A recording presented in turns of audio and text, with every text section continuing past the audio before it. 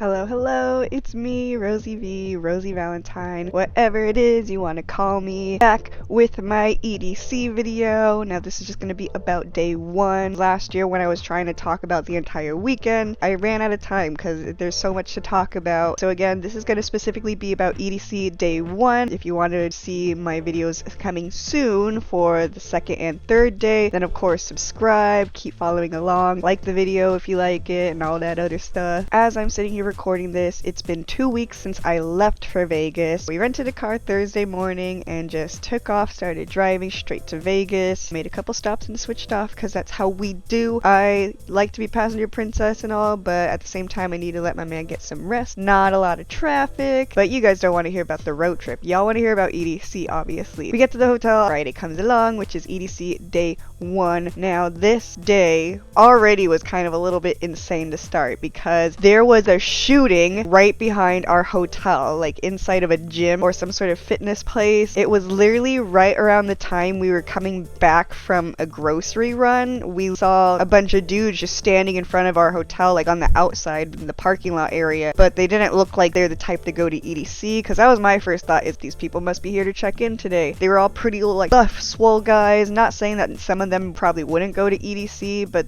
they didn't really look like ravers, honestly. I don't know. If they did end up at EDC, people would probably think they're narcs or undercover cop. Anyway, we saw a bunch of them standing around. No one had luggage, so it didn't seem like they were waiting to check in. There was some other dude that we saw with like another group of people, and he looked absolutely upset about something. You could tell right away, but we just didn't think anything of it. We were able to easily drive into our hotel park, and we just went upstairs. This was about like 1:30 in the middle of the day. We're literally taking our time getting ready. We are pretty much leaving, I want to say about like 5:30 to 6 around that time to get to the shuttles. But when we were leaving, we noticed that there were cop cars and a fucking news reporter right at the entrance where we always, or the exit, wherever we come in and out from. It didn't block our way of getting out. If we wanted to make a right turn, we wouldn't be able to. We could only turn left, which was fine because the freeway was that way. We didn't know what the fuck was going on, so I looked it up online, and yeah, apparently 2 people, one including the shooter, so like the actual guy who started off, both of them were dead. Holy shit. That was it. There was pending information coming on. So we just were like, that's wild, and we just went to EDC. Rest in peace to the guy, the innocent man, obviously, that lost his life. I don't know the whole thing. There was a news article about it, so if you guys want to find it somewhere, look it up. I saw the TikToks later on the weekend where it's like you could see the police taking down the shooter, and oh my god. I don't know if I could even be saying shooting and killing and whatever the fuck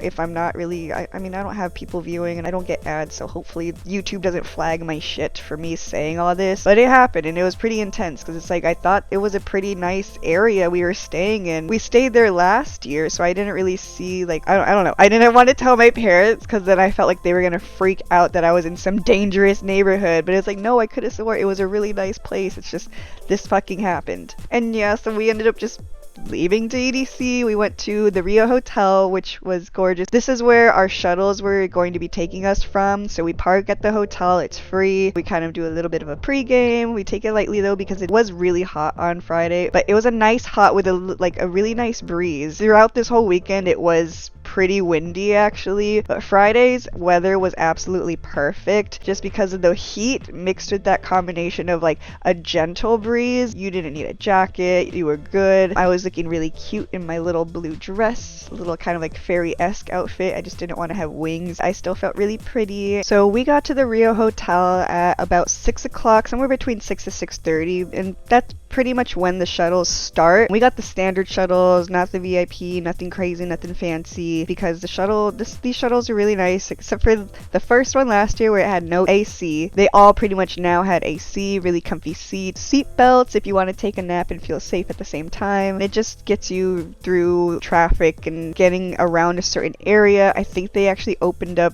some military base and the roads for us to go through, so you get there a little bit faster than driving. It takes about an hour at most depending on where you're going from. Again, this is from the Rio location, so it took about an hour for the trip to and from each time you would either go to EDC or come back. The very first day though, obviously everybody's excited to go to EDC. They've been waiting for a whole ass year for this, so a lot of people apparently showed up early is what I was hearing, like even well before 6 or even 5 o'clock. People people were just waiting to be the first ones through those lines, through the doors. There's a security part, so instead of getting checked at the very entrances of EDC, they actually have security checking you before you even get onto the shuttle. These security people are very lax in a way. You can get away with stuff. My big tip, which keep following along for my stories of each day, I did fall through with keeping this on day 3. Keep everything on your body if possible. My outfit did not allow it for day 3. The metal detector, through the guy searching my bag, they don't body search you. They might though. If you look sketch or you look like you are right then and there in line putting stuff hidden in your boobs or whatever, then yeah, they're gonna have people scanning the groups and being like, hey, can you actually pull this guy real quick, do a thorough check. I heard them do that a couple times, but it's like, you guys gotta do that before you get in line. So I brought joints in. I had it in my today's. It worked really well, you know, bringing everything in. So again, hide things you want that's small enough on your body somehow. As long as it doesn't look visible, there's no bulge, it's not sticking out, then you will be fine. Bag wise, I had to get a hydro pack this year because they changed the bag policy. If you watched my packing for EDC video, then I explain it there. I'm not going to do it again here to save time. They pretty much did a really quick look.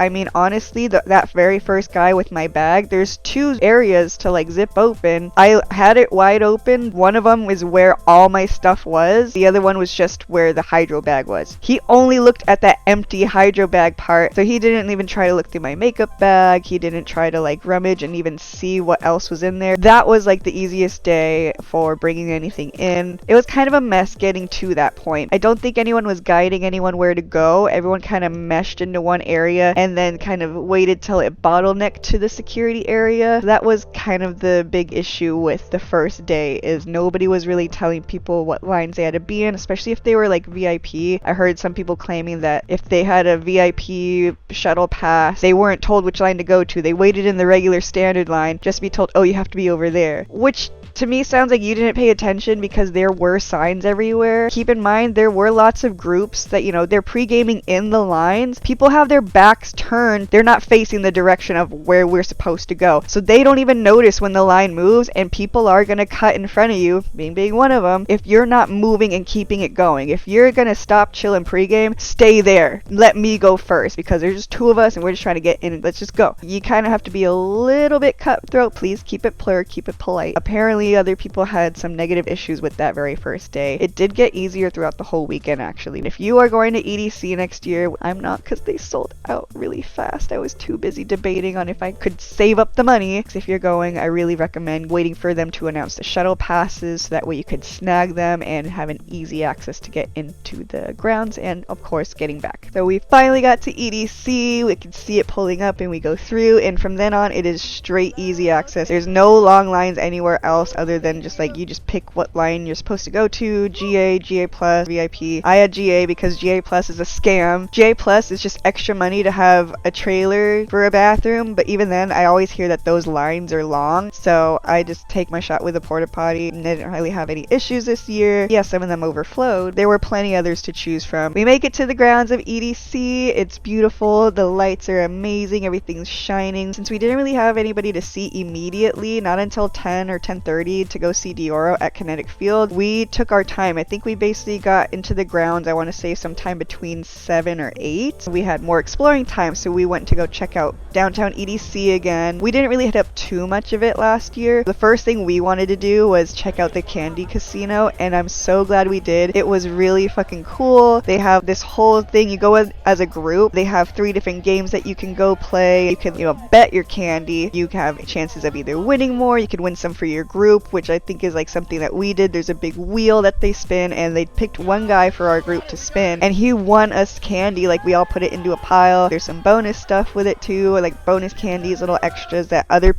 groups may have lost, like this girl before us lost. It's just betting and gambling candy, and I really recommend hitting it up, or any future EDC as long as they have it. The hosts there, the people, the dealers are really friendly. They're really cool. They interact with you a lot. If you interact with them back, they might give you some some extra shit. I just can't. I'm still excited. It's been 2 weeks and I'm still just so excited. I did not get to check out the drag show again this year. The lines are usually kind of long. At that point, we kind of walked around so much that we had to go over to Kinetic Field and get a good spot for Dioro. We try not to be too much into the center. We kind of like to stick to the edges. Yes, we're old. We do like to stick to the back, but mainly to dance. You can dance and have so much more space without bumping into people or people bumping into you, getting stuck in between trains of people. It's just a lot more chill. And especially for a Dioro set, oh my god, it was so fucking cool. His crowd always has the best vibes. Us Latinos, we know how to fucking party, we know how to get down. I think it was just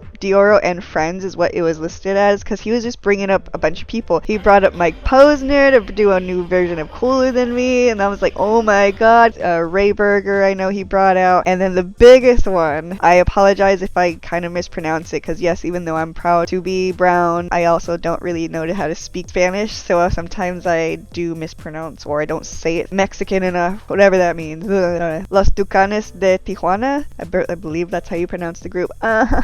Don't take away my brown card. He brought them out to play La Chona and everybody was getting down. The people bring out the best energy at Dioro's set, which by the way, he's coming to my home city in September. I got tickets, so I'm so excited to do that all over again. After that, kind of just went back and forth between Kinetic Field and Cosmic Meadows, just walking around. We're making friends with people, and with us being ravers that are reaching our 30s, we do like to sit down off to the sides, especially going up to the bleachers at EDC no matter what time. Although yes, try to be up there around the fireworks, which is what we did for day one. We went up to the bleachers, we're just chilling. You can just vibe even if you're not walking or actively dancing or moving around. You can literally just chill for a minute. And my favorite thing is when people just choose us, one of us, to come, they come up and they like give me a trinket. You're like a bird. I like you. You look nice. Here's this shiny thing. Here's this thing that makes me happy. I want it to make you happy. So, you know, trading candy, little trinkets. People were sprouting us. I got some cute little things all throughout the whole weekend. Oh, this girl gave me a lollipop. She just came up out of nowhere. I don't know if my jaw was going off or something to where she felt like I needed it, but she offered me a lollipop and it was amazing. It was like one of those Tootsie Pops that like changes colors, changes flavors as you're eating it, which was tripping me out. Friday night, of course, I'm like dancing with Molly. It was blowing my mind to like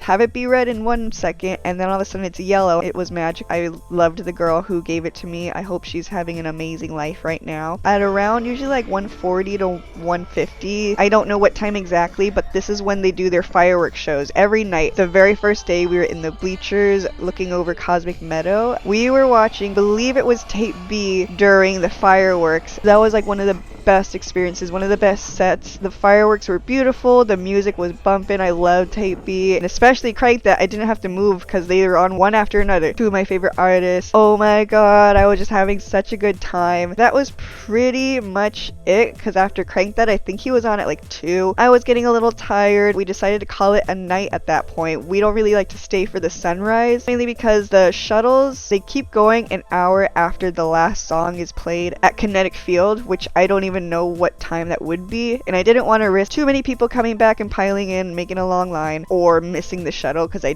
just didn't pay attention to something. Took the shuttle back, had a quick little hour-long nap, and that was great. Got in our car and we made it back to the hotel. Again, that was day 1 of EDC. Thank y'all for watching and listening if you made it this far. If you want to see my upcoming day 2 and day 3 videos, subscribe. Oh yeah, and I'm also gonna be moving, so a lot of this is gonna be gone. Chapel Roan is new. Everything's kind of changing, so you'll notice more changes, which may mean that my next video probably won't come up for a moment, but if I happen to have the free time to do it like I do today, then I'm going to do it. I'm babbling. Thank you guys for watching, and I appreciate it. See you guys soon.